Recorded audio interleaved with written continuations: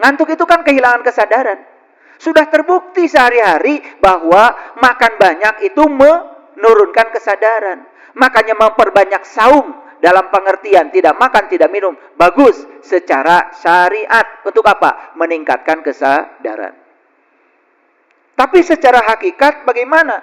Lihat, saum itu diterjemahkan menjadi puasa di Indonesia.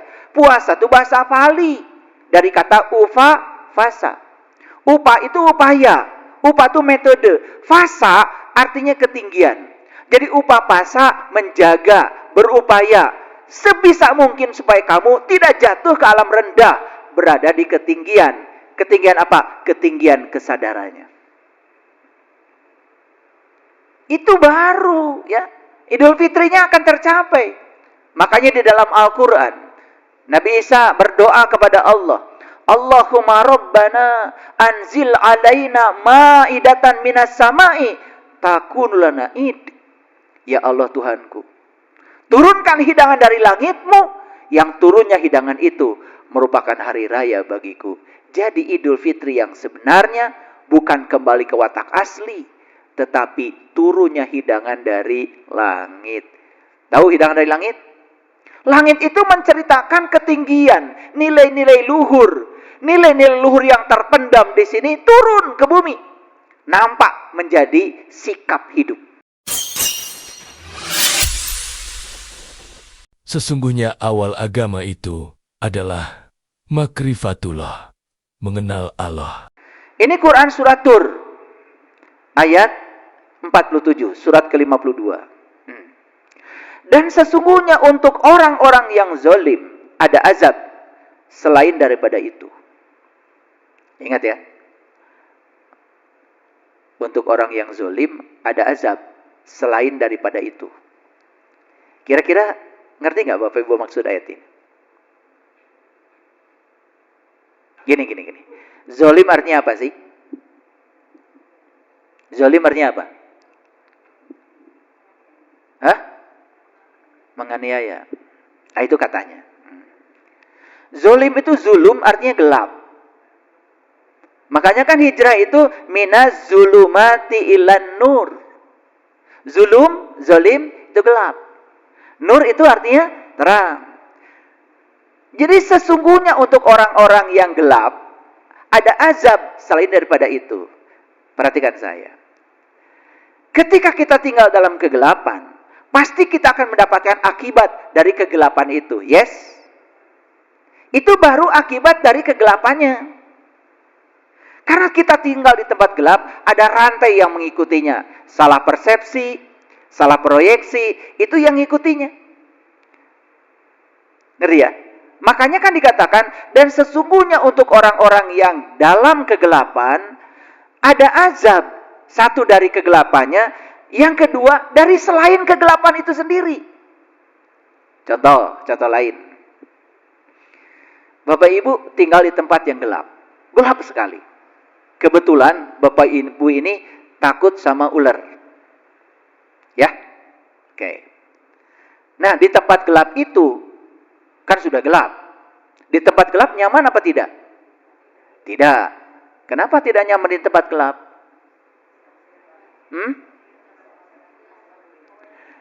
Coba dipikirkan dulu sebelum menjawab.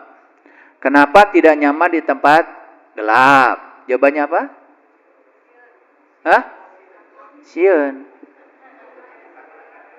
Parah ini ngaji udah bertahun-tahun. Kalian itu tidak nyaman di tempat gelap kalau pernah tahu terang.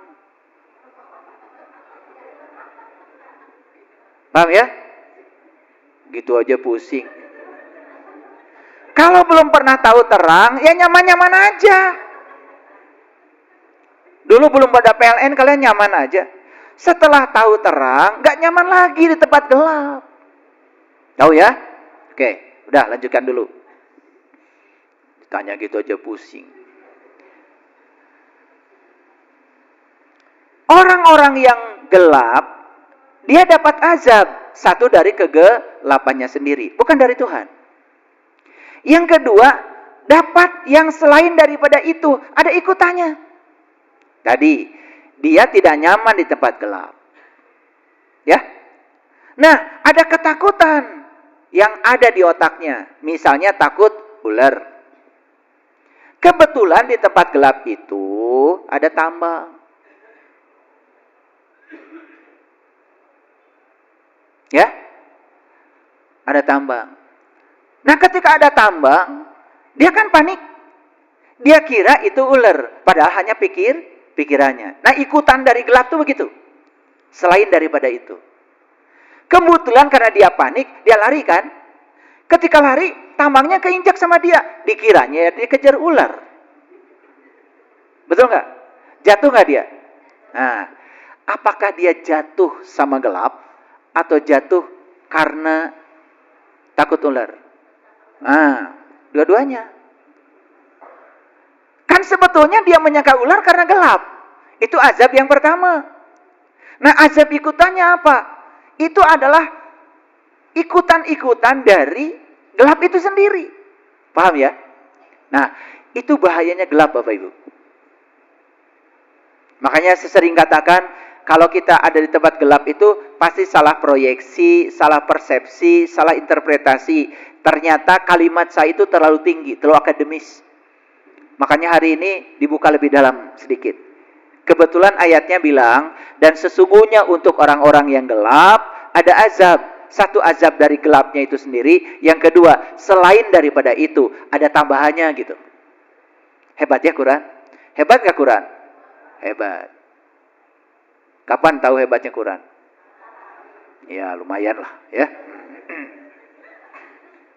Nah ini ada ayatnya nih selanjutnya. Walakinna aksarohum la ya'lamun. Tetapi kebanyakan mereka tidak tahu. Yuk sekarang lihat saya semua. Contoh kegelapan Bapak Ibu. Ketakutan. Itu kegelapan. Kita takut sesuatu. Padahal yang kita takuti itu, faktanya itu tidak menakutkan setakut pikiran kita. Makanya takut itu selalu ada dalam imajinasi. Makanya saya sering mengatakan, banyak manusia yang menderita karena ketakutan akan imajinasinya. Bukan ketakutan akan nyatanya. Karena kadang-kadang pikiran ini suka berdrama, mengarang. Ya, suka membuat cerita sedemikian sehingga ceritanya menjadi serem. Itulah pikiran yang tidak terkendali. Lihat saya semuanya. Kalau pikiran takut, pikiran itu energi loh. Berarti dia sedang memancarkan frekuensi takut. Berarti yang sedang ditarik oleh pikiran apa? Segala hal yang menakutkan. Makanya lihat ya, orang yang takut selalu akan diikuti oleh segala hal yang menakutkan. Itu hukum alam. Dan itu yang namanya hukum tarik menarik. Itulah ikutannya. Jadi kalau ada kegelapan dalam diri kita, akan ada yang ngikut lebih banyak lagi. Efek-efek buruk dari kegelapan itu sendiri. Makanya jangan tinggal di tempat gelap. Hadirin, tubuh ini bagi yang tahu, ini adalah pusat semesta. Bagi yang tahu, di sini ada matahari rohani, di sini ada bulan purnama, di sini ada jutaan bintang. Dan kita bisa menyaksikannya di langit terdekat kita, bagi yang tahu. Bagi yang tidak tahu, tubuh ini semata-mata hanya kegelapan semata. Makanya sekarang mulai banyak perbincangan. Setelah diketemukan satu teori yang mengatakan bahwa tubuh manusia secara fisik ternyata adalah biofoton. Biofoton, bio itu berarti tubuh, foton itu berarti cahaya. Jadi tubuh secara fisik saja ternyata memancarkan radiasi cahaya. Apalagi secara spiritual, bahwa manusia ini sebenarnya makhluk cahaya. Yang sedang diutus ke semesta untuk menjadi sumber cahaya bagi semesta. Manusia bukan makhluk bumi yang sedang mencari cahaya, tapi manusia adalah makhluk cahaya yang sedang dikaryakan di bumi. Harusnya setiap manusia menjadi lilin kecil setidak-tidaknya di semesta ini. Kalau tidak bisa jadi mercusuar di atas bukit, Jadi lilin kecil aja sudah mewah. Lilin kecil bisa menerangi 1000 lilin yang masih tertidur. Sudah gitu nggak hidup kita? Belum. Ini belum terus dari tadi. Nggak tahu kapan mau mulainya. Oke, sampai di sini tahu? Sadar ya? Bahaya nggak kegelapan? Nah, salah satu faktor kegelapan itu adalah katanya. Katanya itu kegelapan. Karena katanya itu judi, tidak tahu yang sebenarnya. Tetapi lucunya, kita sering percaya katanya. Ada yang kirim sama saya resep. Ya. Masukkan aja katanya daun salam ke air mendidih.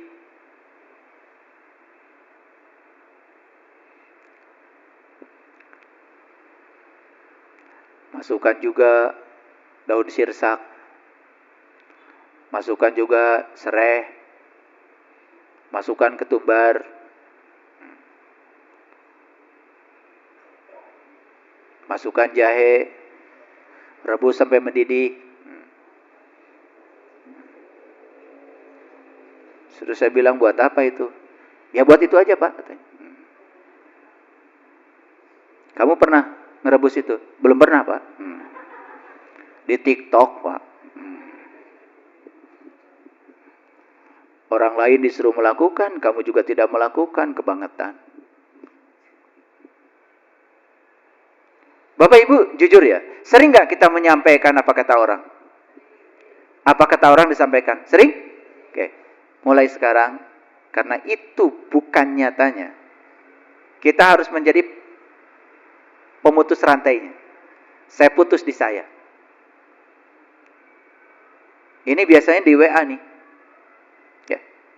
Asal ada berita apa, langsung masuk grup, langsung masuk sini, langsung masuk sini. Coba sekarang jadi pemutus rantai. Apalagi beritanya hoax. Apalagi merugikan orang. Ketika Anda sudah menjadi satu pemutus rantai, lumayan. Di titik itu dia putus. Tapi kalau Anda di situ jadi penyambung rantai, Anda tidak ada bedanya dengan yang lain. Paham sampai sini? Oke. Lanjut dulu. Ini Quran surat Al-Hujurat, surat ke-49 ayat 12. A'udzubillahi minasyaitonirrajim. Bismillahirrahmanirrahim. Ya ayyuhallazina amanu jtanibu katsiran minadh-dhon. Inna ba'dadh-dhon ismun. Hai orang-orang yang beriman, jauhilah kebanyakan prasangka. Salah satu prasangka apa? Katanya. Itu?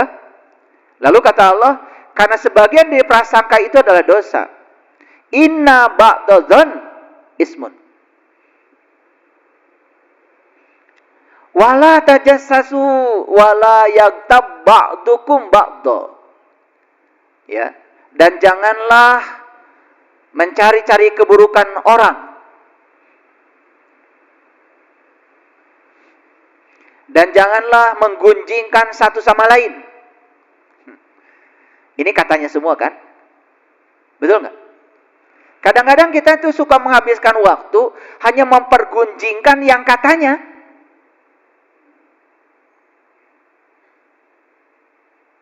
Dan membicarakan keburukan orang itu pun katanya.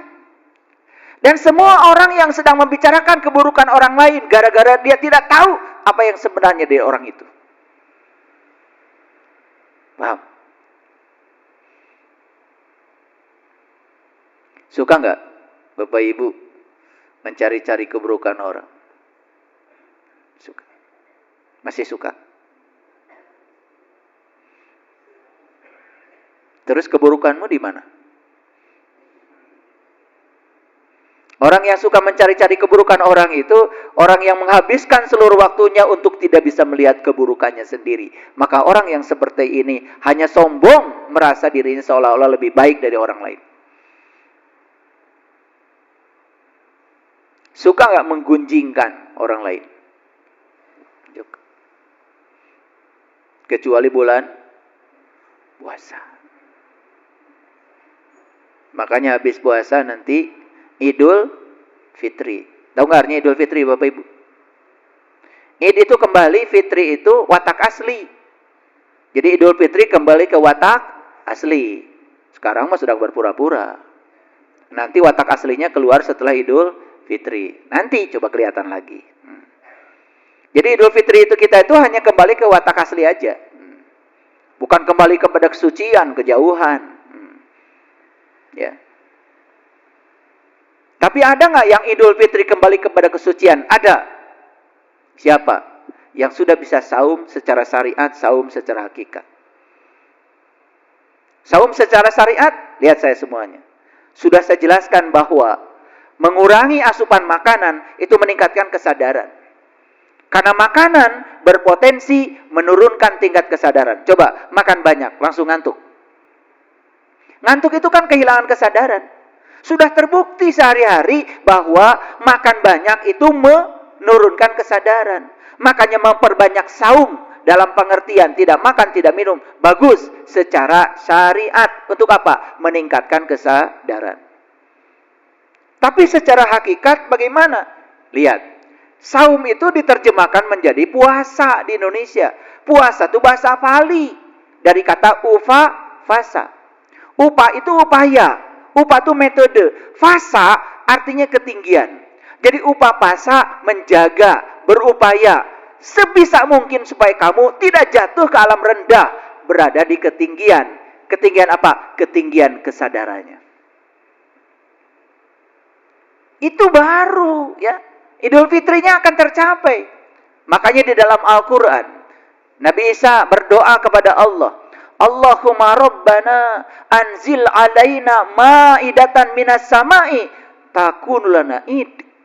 Ya Allah Tuhanku, turunkan hidangan dari langitmu, yang turunnya hidangan itu merupakan hari raya bagiku.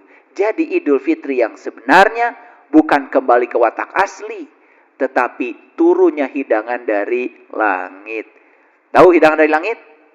Langit itu menceritakan ketinggian, nilai-nilai luhur. Nilai-nilai luhur yang terpendam di sini turun ke bumi. Nampak menjadi sikap hidup. Dulunya tidak pengasih jadi pengasih. Dulunya pembenci jadi pemaaf. Dulunya sempit jadi luas. Dulunya kasar jadi lembut. Itu turun hidangan dari langit. Nampak kelihatan. Sebagai hidangan dalam diri yang bisa ditonton oleh kebanyakan orang. Itu yang saya harapkan dari lebaran ke lebaran. Turunnya hidangan dari langit. Di mana setiap orang bisa menampakkan ketuhanannya. Sifat-sifat Tuhan itu melekat dalam dirinya. Ar-Rahman, Ar-Rahim, Al-Malik, Al-Qudus, As-Salam, Al-Mu'min, Al-Muhaimin, Al-Aziz, Al-Jabbar, Al-Ghafur, sampai As-Sabur. Itu namanya tahaluk bi akhlaqillah. Itulah harusnya Idul Fitri. Apa yang terjadi dengan kita? Idul Fitri sibuk dengan makanan jasmani. Padahal di Quran Idul Fitri itu saat dimana turunnya hidangan rohani. Makanan jasmani dari bumi, kalau makanan rohani dari langit. Langit itu cerminan dari ketinggian, nilai-nilai luhur.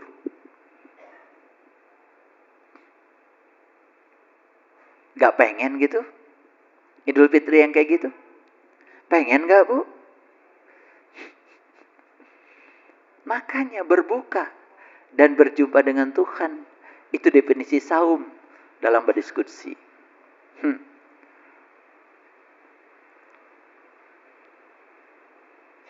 Coba saya mau nanya.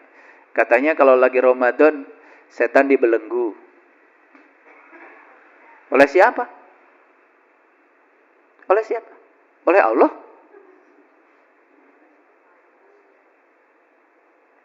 Setan itu siapa? Setan itu Allah egomu, diri palsumu.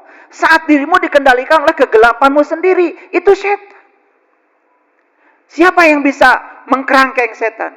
Kesadaranmu.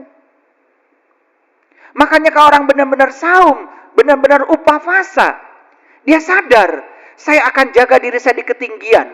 Saya akan kendalikan diri palsu saya dengan kesadaran saya. Itu namanya setan dibelenggu. Siapa yang membelenggu? Anda yang mengaku sedang saum. Bukan merengek-rengek pada orang lain. Saya sedang puasa. Tolong hargai saya ya. Siapa yang waras? Katanya yang puasa lebih waras daripada yang tidak puasa.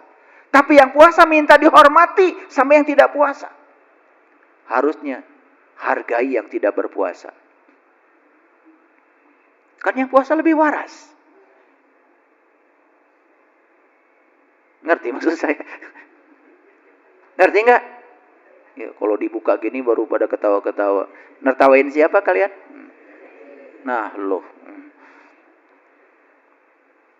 Nanti sore sibuk aja cari takjil. Takjil itu artinya segerakan kamu. Segerakan apa? Segerakan berbuka. Segerakan kamu pindah dari zulum kepada nur. Pindah dari kegelapan pada cahaya. Supaya tidak salah persepsi, salah konsepsi, salah proyeksi, salah interpretasi. Hidupmu akan diliputi dengan kebahagiaan. Nih saya kasih tahu. Kalau kita sudah di titik itu, tidak ada kelangkaan. Yang ada adalah keberlimpahan.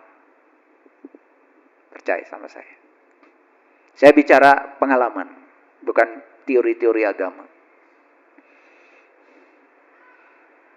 Karena saya bukan ahli agama, saya bukan kiai. Bukan ustadz juga. Nggak ada wajah, nggak ada potongan lah saya.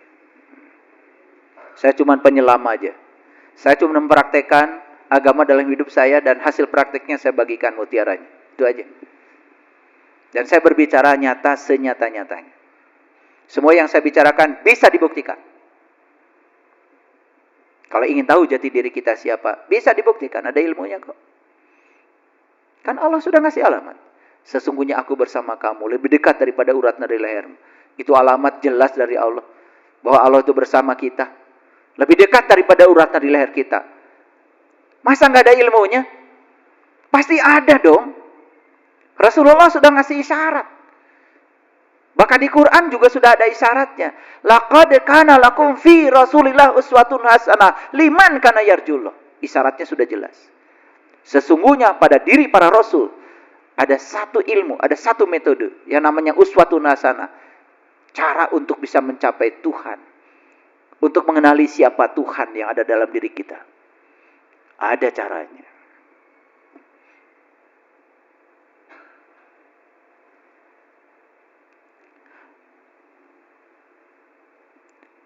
Jadi Allah mengatakan, jauhilah kebanyakan prasangka. Karena prasangka itu dosa. Jangan mencari-cari keburukan orang. Dan jangan menggunjingkan satu sama lain. Lucu ya. Ngakunya ulama. Tapi kerjaan cuma menggunjingkan orang lain. Di media sosial. Jualan kebencian pada orang lain. Ada lagi pengikutnya. Karena bajunya seperti suci. Tapi yang keluar dari mulutnya bukan kesucian.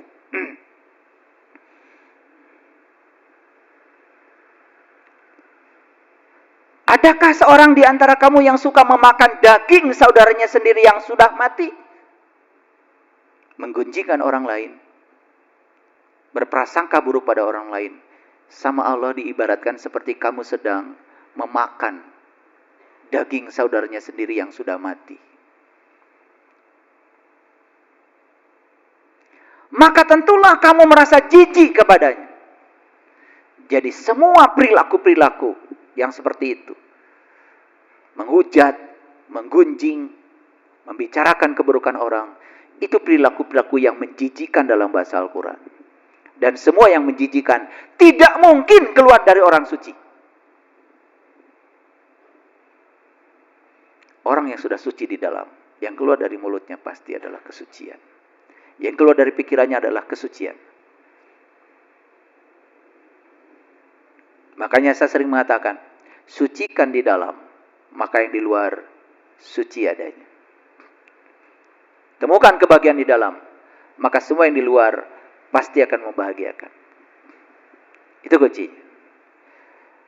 Hadirin, Ini Quran surat Al-Hujurat ayat yang ke-12, bisa dipahami? Apa sebetulnya relevansi ayat ini dengan judul kita? Tahu relevansinya? Semua prasangka, semua keburukan, membicarakan keburukan orang, menggunjingkan satu sama lain, itu semua adalah katanya.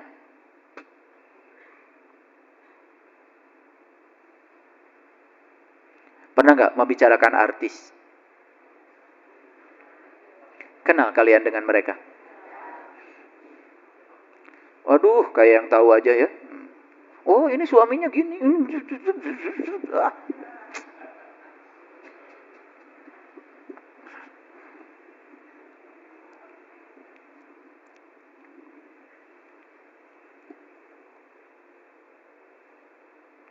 Ya, lihat saya semuanya. Ini Quran surat Al-Hujurat, surat 49 ayat yang keempat. Sesungguhnya orang-orang yang memanggil kamu dari luar kamarmu, kebanyakan mereka tidak mengerti. Lihat saya semuanya. Al-Hujurat itu cerita kamar. Mana kamar? Diri-diri kita ini kamar-kamar. Ini kamar. Diri kita ini kamar-kamar. Al-Hujurat itu diri kita sendiri nih. Diri kita. Coba saya mau nanya. Yang tahu daleman kita siapa? Kita. Orang tahu. Orang lain di luar kita. Paling tahu kita kan luarnya aja. Betul nggak? Makanya kata Allah, sesungguhnya orang-orang yang memanggil kamu dari luar kamarmu, kebanyakan mereka tidak mengerti. Jangan ditanggapi. Mereka nggak ngerti. Yang ngerti saya adalah saya sendiri. Nih, jujur saya tanya nih.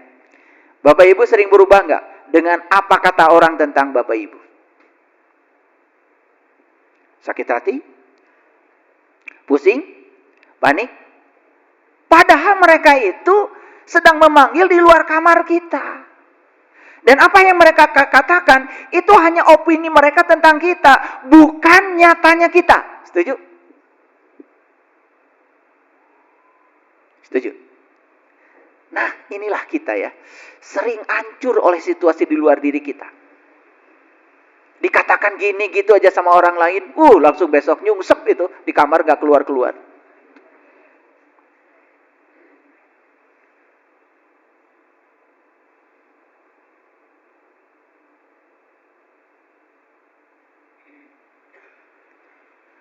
Itu tantangan sebetulnya.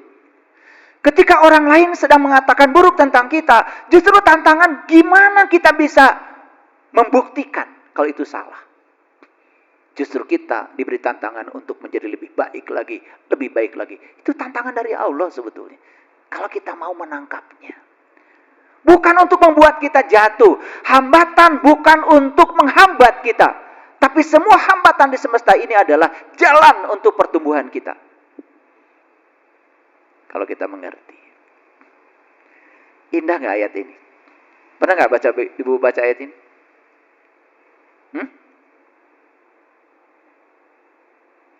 Innal ladzina yunadunaka min wara'il hujurat aksaruhum la yaqilun. Kalau saya baca ayat ini, diam aja saya tuh di kursi. Berulang kali saya baca, luar biasa ya Allah. Maaf ya, saya sama diri saya. Saya sering larut dengan apa kata orang tentang saya. Padahal mereka kan berbicara di luar kamar saya. Mereka tidak tahu saya. Mereka hanya beropini tentang saya. Bukan saya yang sebenarnya. Mereka sedang berbicara katanya. Mereka tidak berbicara nyatanya. Nyatanya yang saya tahu adalah diri saya. Kenapa saya mesti hancur dengan orang lain? Coba. Kita akan menjadi sangat kuat bentengnya. Tidak mudah jatuh. Kuat.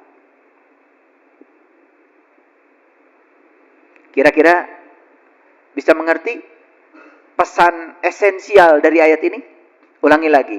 Sesungguhnya orang-orang yang memanggil kamu dari luar kamarmu, kebanyakan mereka tidak mengerti. Nah, lebih jauh lagi, kamar luar itu namanya kulit. Makanya kalau kita belajar apapun cuma kulitnya saja, sebetulnya kita itu belum mengerti apa-apa.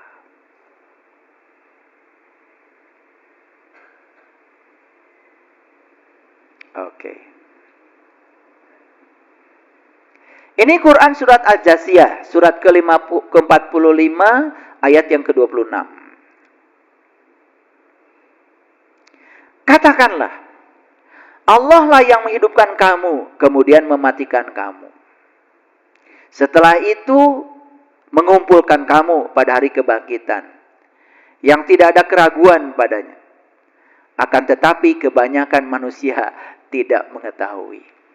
Coba perhatikan ya. Allah lah yang menghidupkan kamu. Setelah hidup diapakan? Dimatikan. Ya kan? Nah di ayat lain, sebetulnya fasenya tidak selesai di situ. Kaifa takfuruna billahi wa kuntum amwatan fa ahyakum summa yumitukum summa yuhyikum summa yumitukum summa yuhyikum, gitu terus, summa yumitukum summa wa ilaihi turja'un. Ternyata untuk mengalami kebangkitan itu, kita tuh oleh Allah sudah dihidupkan, dimatikan, dihidupkan, dimatikan entah berapa ribu kali. Sampai akhirnya kalian mengalami kebangkitan yang sebenarnya. Bayangkan ya, ketika dimatikan, tetapi kemudian kita belum bangkit. Ya, kemudian kita tidak mengalami kebangkitan itu selama-lamanya. Lalu di mana keadilan Tuhan? Makanya, siklus kehidupan itu bukan soal keyakinan. Tapi siklus kehidupan itu sudah menjadi hukum alam. Tidak perlu persetujuan dari keyakinan. Setuju atau tidak setuju, hukum alam akan tetap berjalan. Anda percaya hukum gravitasi bumi atau tidak? Kalau Anda jatuh, pasti ke bumi. Tidak perlu persetujuan Anda. Hukum alam tidak perlu persetujuan siapapun, apalagi persetujuan dari keyakinan. Siklus kehidupan itu sudah seperti itu. Ayo perhatikan saya. Ada yang pernah makan singkong? Acungkan tangan yang pernah makan singkong. Pemakan singkong semua. Itu singkong dari mana? Pernah nanya? Ditanam di mana? Di tanah. Itu pernah nanya nggak? Itu tanah yang ditanami singkong isinya apa? Pernah nggak? Coba nanya sekali-kali. Dulu di bumi ini pernah ada kehidupan. Lalu ada bencana besar, ada tsunami besar, ada meteor jatuh ke bumi, ada macam-macam peristiwa alam yang terjadi secara alamiah. Bisa jadi kan di satu kampung itu kehidupan hancur lebur. Sehingga tubuh-tubuh yang tadinya hidup kemudian mati, menyatu kembali dengan tanah. Mungkin gak itu? Mungkin. Lalu di kehidupan yang sekarang kita tidak tahu bahwa dulu pernah ada kehidupan di masa lalu. Ada tubuh-tubuh yang sudah menyatu kembali dengan bumi. Unsur tanah kembali ke tanah, unsur air kembali ke air, unsur udara kembali ke udara, unsur api kembali ke api, unsur ruang kembali ke ruang. Lalu di kehidupan yang sekarang, Pak petani nanam singkong. Singkong itu kan tumbuh dari mineral-mineral bumi. Siapa tahu tubuh-tubuh yang dulu sudah menyatu dengan bumi itu diserap itu pelan-pelan oleh akar. Betul? Jadi apa? Jadi singkong. Apakah kalian tahu yang di singkong itu ada air nggak di singkong? Air siapa? Pernah tinggal di mana air yang kamu makan di singkong yang sekarang ini? Kita tidak pernah tahu. Mungkin air yang pernah mampir di dinosaurus? Atau air yang pernah mampir di tubuh kakek kita, nenek kita yang sudah menyatu lagi dengan bumi? Nggak ada yang tahu. Tapi itu mungkin. Jadi, percaya nggak kalau yang di singkong itu sebetulnya ada unsur-unsur dari leluhur kita yang kita makan? Mungkin? Mungkin. Mana leluhur? Ini tubuh kita. Ini leluhur. Karena di tubuh ini ada atom-atom, molekul-molekul yang pernah tinggal di tubuh-tubuh mereka. Dan sekarang oleh makanan dipindahkan jadi tubuh kita. Gara-gara makan singkong. Malamnya kawin. Jadi apa? Jadi singkong? Betul nggak? Kan lahir lagi, terus begitu, nanti mati lagi, dikubur lagi, jadi singkong lagi, terus berputar seperti itu. Itu siklus kehidupan secara jasmani. Apalagi secara rohani, jiwa itu abadi. Masa jiwa mengalami kehidupan satu kali? Ya jiwa berkali-kali mengalami itu. Sampai dia mengalami hari kebangkitan, bangkit kesadarannya. Entah di kehidupan yang mana dia akan mengalami kebangkitan itu. Bersyukur Bapak Ibu yang hari ini di kehidupan yang sekarang mengalami kebangkitan kesadaran. Tuntaskan semua hutang di kehidupan yang sekarang. Pulang kepada Allah. Memenuhi ayat innalillahi wa inna ilaihi rajiun. Saya tidak mau bikin lubang baru. Saya ingin selesaikan lubang-lubang lama yang pernah saya ciptakan. Saya selesaikan semua di kehidupan yang sekarang. Asalnya saya tahu Allah. Menjadi tidak tahu Allah. Saya harus tahu Allah lagi di kehidupan yang sekarang. Itu namanya taubat. Kembali mengenal Tuhan. Baru keren. Tetapi apa kata Allah di ayat ini? Coba baca tuh, yang warna merah. Walakinna aksaron nas la ya'lamun. Tetapi kebanyakan manusia tidak tahu. Kebanyakan atau kesedikitan? Kasiro dalam bahasa Arab itu lebih dari 50% Bapak Ibu. Bisa jadi lebih dari 70% Bapak Ibu. Karena kasiro kebalikannya kolil. Kolil itu artinya sebagian kecil. Kalau kasiro sebagian besar. Sudah besar, sebagian besar lagi. Itu kasiro. Kira-kira Bapak Ibu mau masuk yang mana? Sebagian kecil, sebagian besar. Nah kalau sebagian besar tidak tahu, berarti yang tahu? Nah itu. Sebagian kecil. Makanya di Quran dikatakan qalila ma tashkurun. Yang bersyukur itu qalil, hanya sebagian kecil. Tahu syukur? Tahu? Tidak? Jangan manggut-manggut dulu. Syukur itu kebalikan dari kata kufur. Kalau kufur artinya tertutup, kalau syukur artinya terbuka. Lihat orang syukur. Apapun yang terjadi, dia terbuka menerima. Yang diinginkan, yang tidak diinginkan, dia terima dua-duanya dengan cara yang sama. Itu syukur. Makanya orang yang syukur selalu mengatakan, Alhamdulillahi Rabbil Alamin. Segala puji milik Allah. Semua adalah kasih sayang Allah buat saya. Diinginkan, tidak diinginkan. Kalau ini terjadi, ini realitas. Pasti di belakangnya ada sang keberadaan yang menyebabkan ini terjadi. Dan ini pasti untuk kebaikan saya. Karena saya percaya Allah Maha Pengasih, Maha Penyayang. Kata Allah, boleh jadi kamu tidak menginginkan sesuatu, padahal itu amat baik bagi kamu. Boleh jadi kamu menginginkan sesuatu, padahal itu amat buruk bagi kamu. Tuhan, aku tahu sekarang. Yang aku inginkan belum tentu baik karena aku tidak tahu. Dan yang tidak aku inginkan belum tentu buruk kalau Engkau Maha tahu.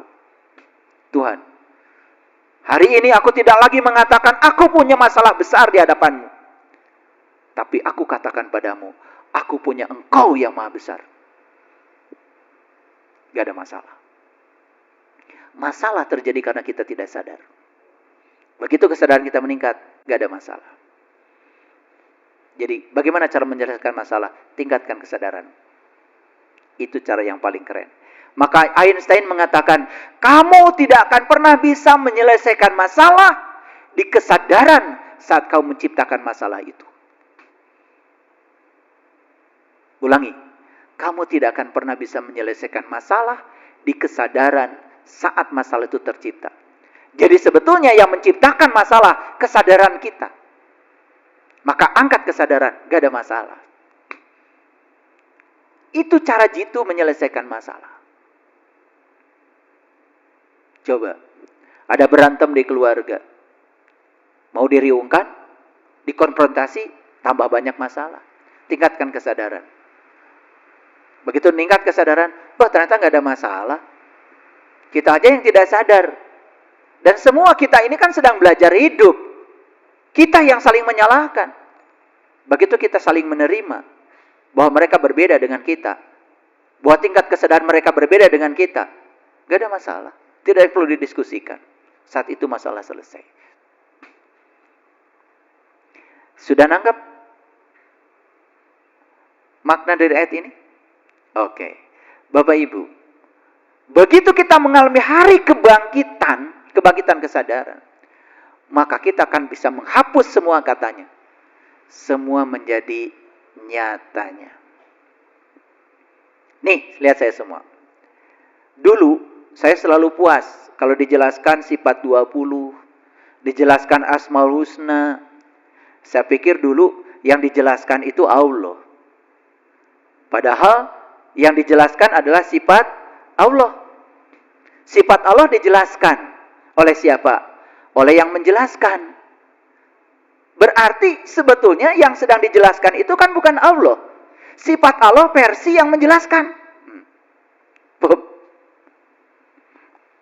Coba, ada yang bisa menjelaskan sifat air? Coba, sifat air. Basah. Terus, apa lagi? Lembut. Terus apa lagi? Mencari tempat yang lebih rendah. Apa lagi? Bening. Apa lagi? Menguap. Apa lagi? Hah? Apa? Dingin. Apa lagi? Menyatukan. Apa lagi? Ayo dong. Sifat air.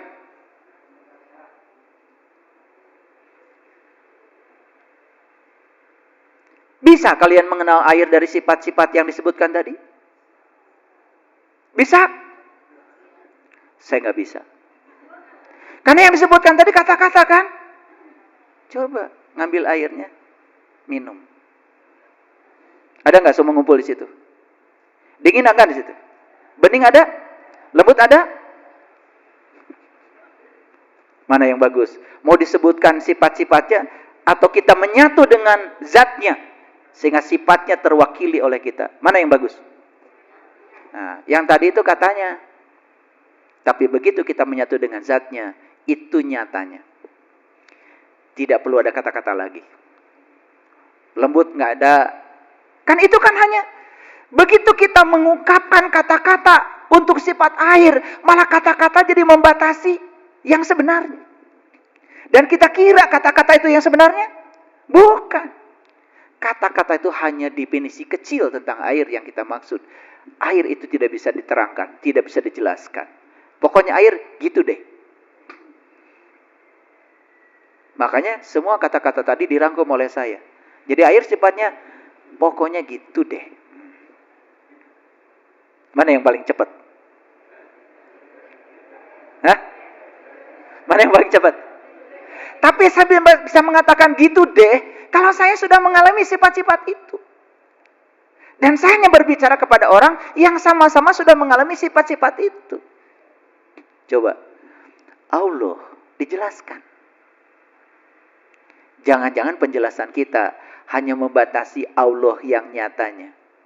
Lalu Allah yang sampai kita menjadi Allah yang katanya. Tidak tertarik itu untuk mengalaminya? Begitu mengalaminya, tidak ada lagi penjelasan itu. Penjelasannya apa? Pokoknya gitu deh. Pokoknya gitu deh pun tidak bisa menjelaskan. Makanya Allah tidak bisa diterangkan, tidak bisa dijelaskan. Kenapa? Laisa kamisli syai'un. Tidak ada persamaannya di dunia ini. Karena kalau menjelaskan harus pakai analogi, harus pakai analisis, sedangkan dia tidak ada persamaan.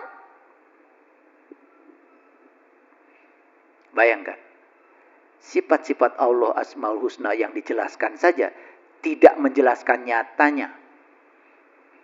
Apalagi kalau Asmaul Husnanya dipasang di sudut-sudut kota. Ada kan sekarang? Supaya kotanya kelihatan soleh. Di sini Ar-Rahman, Ar-Rahim, Al-Malik, Al-Qudus, As-Salam. Betul nggak? ngejeng-jreng di lampuan. Tapi nggak ada di situ kasih sayang. Nggak ada kebijaksanaan. Korupsi tetap. Yang maling-maling, yang tidak peduli tetap banyak.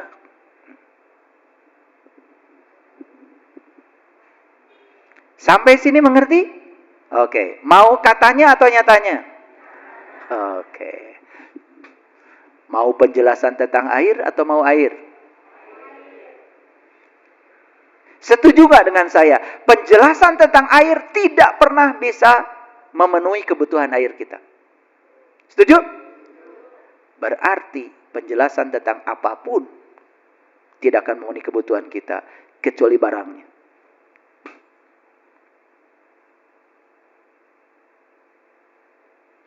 Tapi kok selama ini kalian senang penjelasannya ya?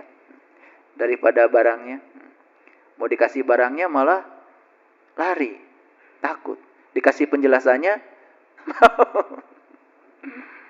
Oke, lanjut. Az-Zuhruf surat ke-43 ayat 78. Sesungguhnya kami benar-benar telah membawa kebenaran kepada kamu, tetapi kebanyakan di antara kamu benci pada kebenaran itu. Jujur, tadi katanya kebenaran bukan? Jawab lagi, katanya kebenaran bukan? Bukan. Kalau nyatanya kebenaran bukan? Jadi yang dibawa oleh para nabi, para rasul itu katanya atau nyatanya? Yang sampai pada kalian itu katanya atau nyatanya? Harus digituin ngaji kayaknya ya. Harus digituin ya ngaji kayaknya baru sadar. Para nabi, para rasul itu membawa kebenaran. Kebenaran bukan katanya. Kebenaran itu nyatanya. Quran itu bukan apa kata Allah. Quran itu apa yang sudah dialami Nabi sebagai pengalaman. Yang sudah menjadi pengalamannya Nabi. Makanya yang disampaikan beliau kepada ini pengalaman. Makanya kita tidak cukup membaca luarnya saja. Kita harus mencari cara. Bagaimana caranya supaya saya bisa mengalami Al-Fatihah, Al-Baqarah, Ali Imran. Harus mengalami. Makanya jelas di Quran Al-Baqarah itu ya tidak tua, tidak muda. Itu cerita tentang ilmu hakikat.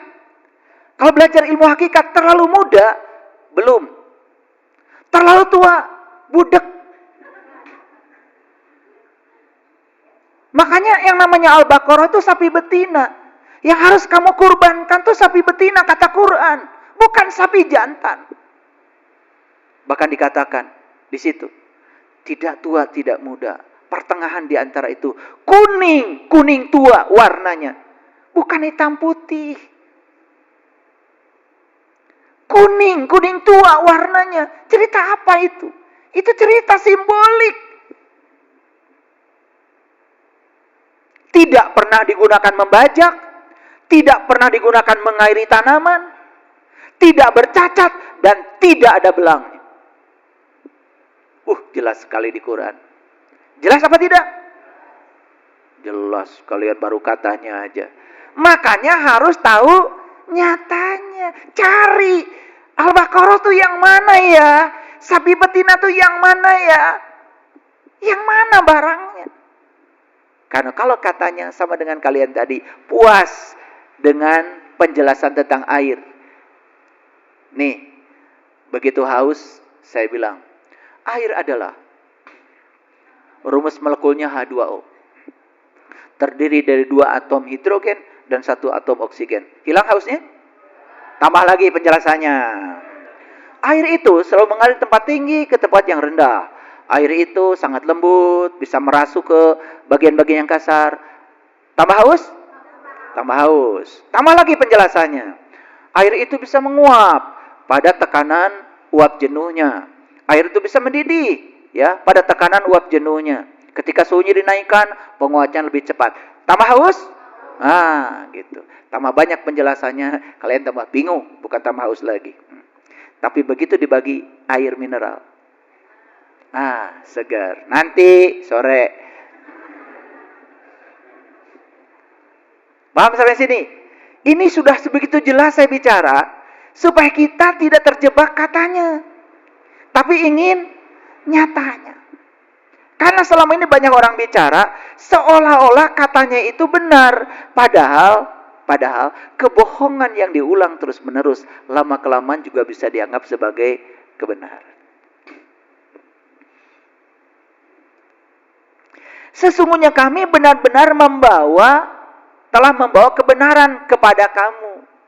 Ini cerita bahwa para nabi, para rasul itu datang ke dunia ini membawa apa? Kebenaran. Nyatanya atau katanya? Nyatanya. Yang nyampe kepada kita nyatanya atau katanya? Karena kalian belajar dari orang yang belum mengalami nyatanya. Seolah-olah dia itu sudah mengalami nyatanya. Karena tertipu oleh penampilan luar. Tuh. Ya, kan gak ada yang percaya kalau sama saya. Walaupun saya kasih nyatanya gak percaya. Diajak sama saya, mau gak ngalami nyatanya? Gak mau. Ya. Padahal di Quran jelas. Innal ladzina kafaru sawa'un alaihim a'andartahum am lam tumdirhum la yu'minun. Sesungguhnya orang-orang yang tertutup selamanya akan tertutup, tidak akan terbuka, kata Allah. Diberi ceramah atau tidak diberi ceramah, tidak akan terbuka. Pernah dengar ayat itu? Quran surat apa? Ayat berapa? Ayat berapa? Nih katanya udah tadarus. Al-Baqarah ayat berapa itu? Ayat 6. Itu percaya berarti rajin tuh baca Quran. Tetapi baca aja kan? Iya. Pesannya nggak nyampe, padahal jelas tuh. Innal ladzina kafaru sawa'un alaihim. Sesungguhnya orang-orang yang tertutup. Siapa yang tertutup? Ya siapa aja yang tertutup. Merasa paling benar sendiri, tidak mau mendengarkan kata orang, menutup diri, seolah-olah dirinya paling benar. Tapi kita sering menunjuk orang ya, begitu baca ayat itu, betul nggak? Sesungguhnya orang-orang kafir, si anu. Tar dulu kata Allah, tar dulu. Sawa'un alaihim a'andartahum am lam tumdirhum la yu'minun. Dikasih ceramah, gak dikasih ceramah, tidak akan terbuka. Karena ceramah itu katanya.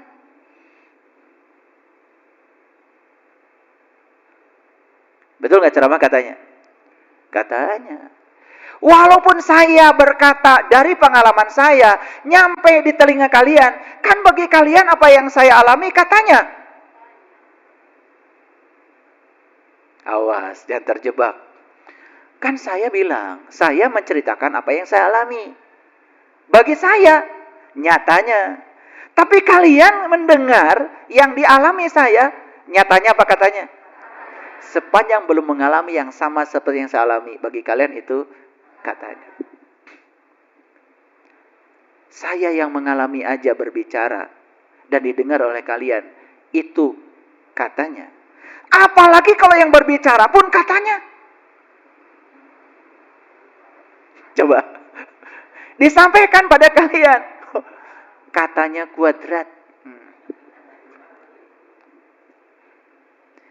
Kebanyakan kamu tapi sesungguhnya kami benar-benar telah membawa kebenaran kepada kamu. Kebanyakan di antara kamu benci pada kebenaran itu. Jujur ya, lucu sekarang ini. Kalau dikasih nyatanya benci. Tapi kalau dikasih katanya senang. Nanti di surga air mengalir, jannatin tajri min tahtihal anhar. Padahal itu harapan imah cai ngalir, lauk harirup, padi bisa tumbuh, singkong bisa tumbuh, nanam cengek disiram tumbuh. Masih gak percaya kalau di situ ada suwarga loka. Su itu artinya sejati, warga itu kumpulan, loka itu lokasi. Coba Bapak Ibu, begitu kita makan satu cengek tadi. Tek.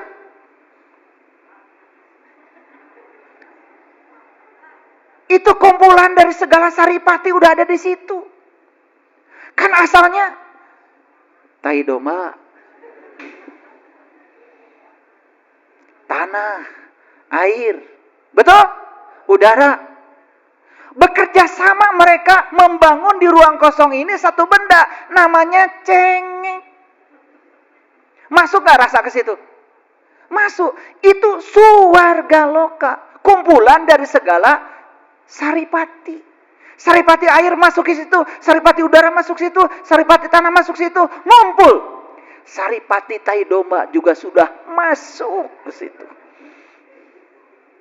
Betul? Begitu digigit, cek. Bisa dijelaskan? Lada yang kamu maksud itu bukan penjelasan. Itu katanya.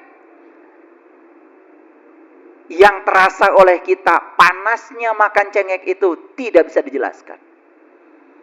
Tapi pernah nggak kalian memikirkan bagaimana cengek ini terbentuk? Itu kumpulan dari segala saripati, itu suwarga loka dalam ajaran leluhur kita. Masih mencari yang lain? Eta cai sakitu ngalir. Jannatin tajri. Dah hayangna nu di ditu. Teuing nu di mana? Yang nyata ditiadakan, yang tidak nyata diharap-harap. Ya Allah, itu namanya keserakahan. Yang nyata di depan mata, realitas tidak dinikmati, akhirnya kita terjebak pada ilusi pikiran kita sendiri. Ini baru jelaskan cengek aja, kerasa ya? Kerasa nggak? Saya jelaskan pisang, berbagai macam pisang, betul nggak? Sama nanamnya di tanah yang sama, tapi kalau warna cau raja, cau ampeang, cau ambon, betul? Ruwet nanti kalau saya jelaskan nggak cukup waktunya. Tapi mengerti nggak sekarang? Pesan saya sudah sampai nggak? Banyak nggak orang yang benci kepada kebenaran? Banyak orang yang benci kepada nyatanya karena dia sudah terhipnosis oleh katanya. Siapa yang kayak gitu? Ya, kamu bukan saya. Ini Quran surat Az-Zumar surat 39 ayat 49. Maka apabila manusia ditimpa bahaya, ia menyeru kami. Betul? Betul? Iya. Kemudian apabila kami berikan kepadanya nikmat dari kami, ia berkata, sesungguhnya aku diberi nikmat itu hanyalah karena kepintaranku. Begitu dapat musibah yang tidak dihendaki, disebutnya dari Allah. Begitu dapat kenikmatan berlimpah, dianggapnya itu hasil dari kepintarannya sendiri. Begitu kata Allah. Sebenarnya itu adalah ujian, tetapi kebanyakan mereka tidak mengetahui. Bagi orang yang berkesadaran, apapun yang terjadi tidak mungkin terjadi di belakangnya tidak ada sang kehadiran. Dan semua terjadi sebetulnya karena kebutuhan kita. Demi untuk kemajuan jiwa kita sendiri. Makanya bagi orang yang berkesadaran, semua hambatan yang terjadi bukan untuk menghambat kita, tetapi itu untuk pertumbuhan jiwa kita, demi untuk kebutuhan jiwa kita.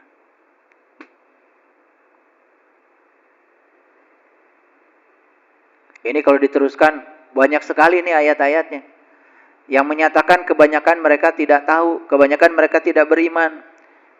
Ya. Itu banyak sekali ayat-ayatnya. Nah, makanya saya sampaikan Quran surat Al-Isra ayat ke-89, surat yang ke-17. Mari kita baca dengan kejujuran kita sendiri. Dan sesungguhnya kami telah mengulang-ulang kepada manusia dalam Al-Quran ini berbagai macam perumpamaan. Walaqad sarafna linnas fi hadzal Qur'an min kulli masalin. Bapak Ibu, apa yang dikatakan di Quran itu ternyata kata Allah. Semuanya adalah perumpamaan. Kalau perumpamaan itu berarti umpama. Kalau umpama ada yang diumpamakan. Cari nih yang nyatanya ini. Karena semua yang perumpamaan itu adalah katanya.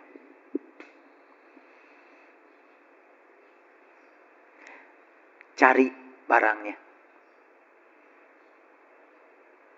Makanya kalau ngaji itu sing panggih jeung jirimna, sing panggih jeung bukurna, harus sampai pada esensinya. Baru. Jangan puas dengan hafalan. Ya, maaf. Menghafal itu, mengingat itu hanya dimensi paling rendah dari tingkatan dimensi kecerdasan. Ada 6 dimensi kecerdasan. Mengingat, memahami, menerapkan, menganalisis, mengevaluasi, dan terakhir mensintesa. Kalau pengetahuan itu baru sebatas hafalan, itu adalah tingkatan berpikir yang paling rendah dalam taksonomi berpikir. Dalam taksonomi kognisi, itu adalah tingkatan berpikir yang paling rendah. Sementara kita banyak sekali ingin anak-anak hafal ini, hafal itu, dianggapnya hafal itu seolah-olah sudah selesai. Hafal itu tingkatan berpikir yang paling rendah. Makanya jangan heran, banyak orang hafal ini, hafal itu, tidak menjamin di akhlaknya akan lebih bagus. Pengetahuan kalau belum disintesa, belum dibangun menjadi pengetahuan yang menjadi syafaat bagi dirinya, tidak akan menolong. Lagi-lagi ayat ini mengatakan, tapi kebanyakan manusia tidak menyukai kecuali mengingkarinya. Al-Kahfi yang di Yordan, yang hanya berapa kali berapa, yang gelap di dalamnya, banyak yang percaya dan mengunjunginya ke sana, walaupun ongkosnya mahal. Karena diklaim seolah-olah Al-Kahfi yang di Quran itu ada di Yordan sana. Tapi Al-Kahfi yang gua, yang aku, yang saya, tidak pernah dikunjungi sama sekali. Tidak mau jadi Ashabul Kahfi. Hanya puas cerita kalau dulu ada orang masuk ke dalam gua dan mereka sekeluarnya dari gua jadi pemuda yang beriman. Gua apa yang menyebabkan orang yang belum beriman masuk ke gua kalau jadi beriman? Gua apa? Bukan gua yang di luar. Gua itu ada di sini. Ketika kita meniti ke dalam diri, temui dia yang maha sejati dalam diri. Keluar dari gua sini, kita jadi orang yang beriman. Seperti yang dilakukan oleh para nabi, para rasul. Harusnya seperti itu. Kita belajar. Apa bahayanya percaya pada katanya? Bisa berakibat pada masalah kepercayaan, kesehatan mental, bahkan hubungan sosial. Bapak Ibu, kalau kita percaya pada katanya, padahal itu bukan nyatanya, kepercayaan kita, misalkan gini, si A itu orang terdekat dengan kita, lalu ada orang mengatakan, si A itu begini, begini, begini, kepercayaan kita pada si A runtuh nggak? Bisa runtuh tuh. Apalagi si A itu suami kita, istri kita, cuma dikata-katain oleh orang, kita bisa berubah sikap kita, kepercayaan kita pada pasangan kita. Itu bahaya katanya. Yang kedua, kesehatan mental. Ternyata percaya pada katanya itu juga mempengaruhi kesehatan mental.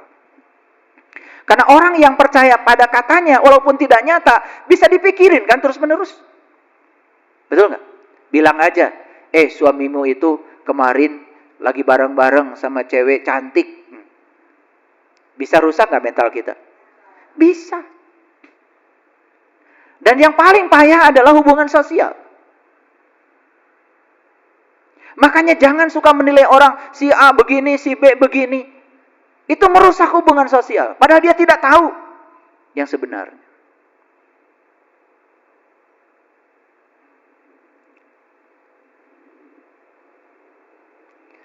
Bahaya katanya terhadap hubungan sosial seperti apa? Bisa terjadi terjadi masalah dalam kehidupan sosial. Pertemanan, keluarga, terjadi pemusuhan, terjadi perselisihan, terjadi pertengkaran, bahkan bisa jadi perpecahan. Padahal yang dibicarakan itu cuman katanya, pepesan kosong. Lebih parah lagi terjadi fitnah. Saya sampai hari ini belum pernah ada orang yang berkunjung ke rumah saya minta diskusi secara terbuka. Hanya berani menghujat di media sosial, padahal dia belum pernah kenal siapa saya. Saya asli orang Garut. Di desa Neglasari saya lahir. Bapak saya tokoh agama. Bapak saya agamanya Islam. Ibu saya juga tokoh agama Islam. Dari kecil kami dididik beragama dengan ketat.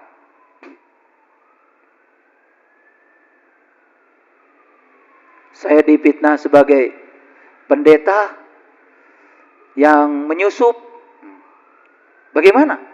Saya ini ayah ibunya aja tokoh agama. Kami 11 bersaudara. Saya anak ketujuh. Ya, puasa seperti ini dari kecil. Dari umur 4 tahun sudah seperti kalian. Ngaji dari kecil. Belajar Quran dari kecil. Itu tiap hari. Karena di kampung kami kalau tidak ngaji ke masjid, itu hina, malu.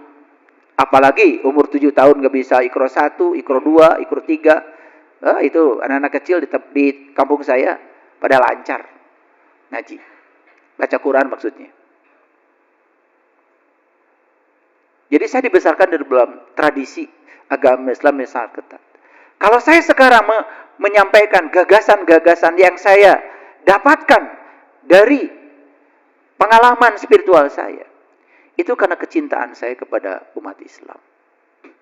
Umat Islam sekarang mengalami kejenuhan. Terus menerus menjalankan sesuatu yang tidak dipahami, cuma katanya, lama-kelamaan bosan. Betul nggak?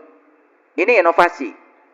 Ya, ini membuka wawasan supaya agama itu dipahami secara saintifik, dan tingkat keyakinan umat Islam ini menjadi sangat bagus pada agamanya. Kan itu positif.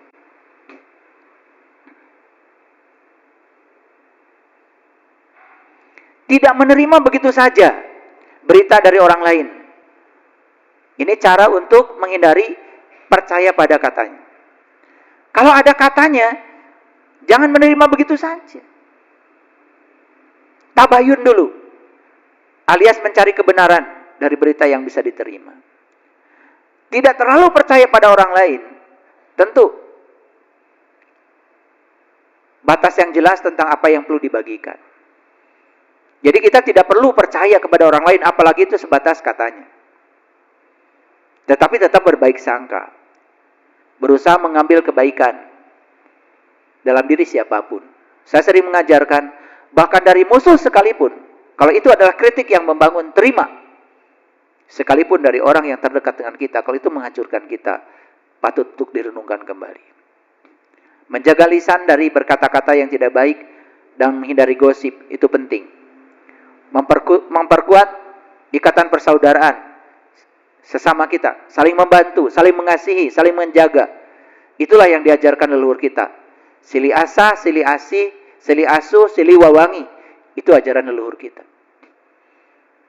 Jadi mulai sekarang Bapak Ibu, perankan diri kita. Kalau cuma katanya, jangan disampaikan. Termasuk sama anak cucu kita. Buktikan dulu sendiri. Sampaikan yang sudah kita buktikan.